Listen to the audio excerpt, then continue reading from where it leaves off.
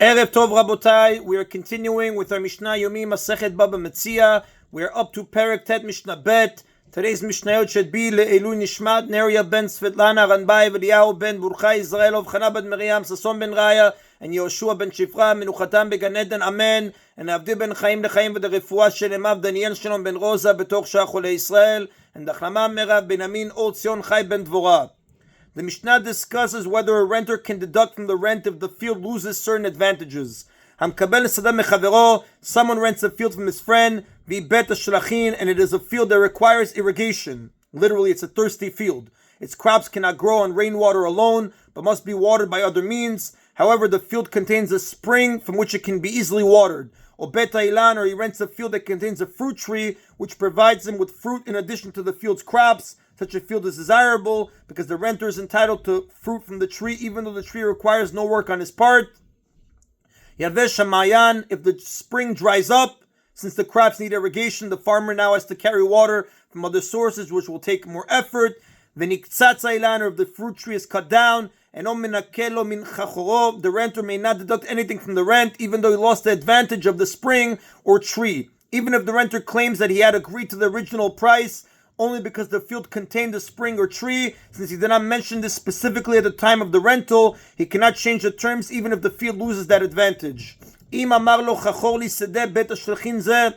However, if the renter had originally said to the owner, "Rent me this field that requires irrigation," meaning a field with a spring, since most fields that need to be irrigated contain their own water sources, when a person says this field that requires irrigation, he implies a field that contains a spring.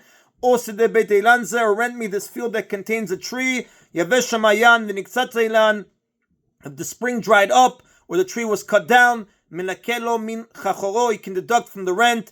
By specifying the field's qualities when he rented it, he made it clear that he agreed to the price only because the field had an extra advantage. Therefore, if it loses that advantage, he can deduct from the rent. He pays the owner the price that someone would pay for the field as it is now, without a spring or tree. Now, these laws apply to any type of field rental. A sharecropper deducts from the amount of produce that he gives the owner, and a renter who pays a fixed price deducts from that price. And that isn't a Mishnah Bet.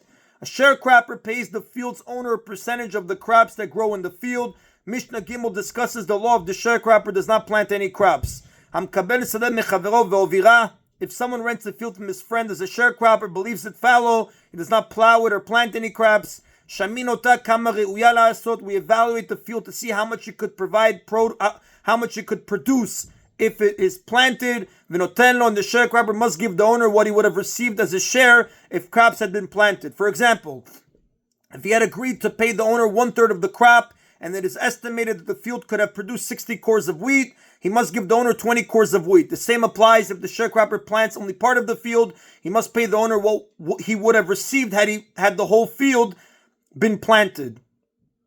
Shekach kotevlo, this is because the sharecropper writes the following to the owner in the rental document: Im ovir velo avid, if I leave the field fallow and do not work it, ashelem b'mitva, I will pay you based on what the field would produce if it were planted properly. The Mishnah's law applies even if the sharecropper did not actually write this, because this clause is usually included in the agreement, and it can be assumed that he agreed to work the field under the usual terms unless he specifically said otherwise. A renter who pays a fixed price, either in produce or money, must pay that amount regardless of whether he plants the field or not. And that is an Abotai of today's Mishna Yomi. Baruch Adonai Le'olam. Amen v'amen.